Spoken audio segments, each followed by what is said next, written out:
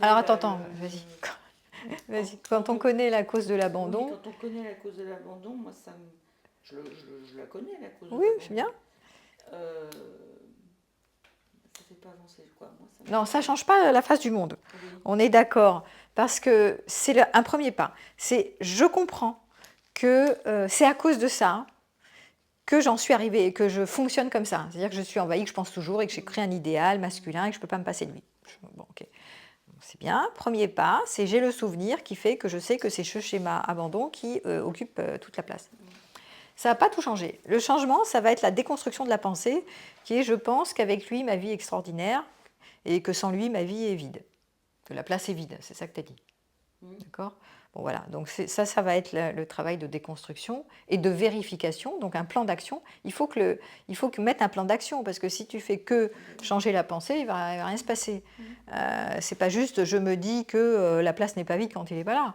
Je me dis que, et je vais l'expérimenter en mettant des actions les unes derrière les autres, des petites actions concrètes qui vont faire que je vais vérifier que la place n'est pas vide, que ma vie peut être remplie en fait, ou intense, ou intéressante, ou vivante, quand il n'est pas là.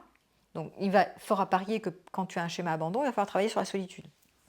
Parce que, en général, la solitude est vécue comme bof, naze, angoissante. Donc il faut remplir l'agenda et être toujours en lien, faire 10 000 trucs, etc., en lien, pour éviter d'être dans la solitude. Donc, en général, la racine se trouve aussi dans le problème à la solitude. C'est-à-dire qu'il faut changer le couplage. Quand je suis seule, je suis dans le vide, donc impuissante, comme quand j'étais petite. Quand je suis seule, je suis dans quelque chose de plutôt confortable, serein, voire intense. Voilà. Donc c'est un changement de paradigme ici. Mais de nouveau, ça demande à être vérifié par des petites actions concrètes. Tant que je ne mets pas des actions en face, je suis persuadée que être seule, sans lien, c'est vraiment le pire qui puisse m'arriver. C'est la cata. Je ne gère pas, c'est nul, c'est pas bien, berk. C'est angoissant surtout. Hein ? C'est angoissant aussi.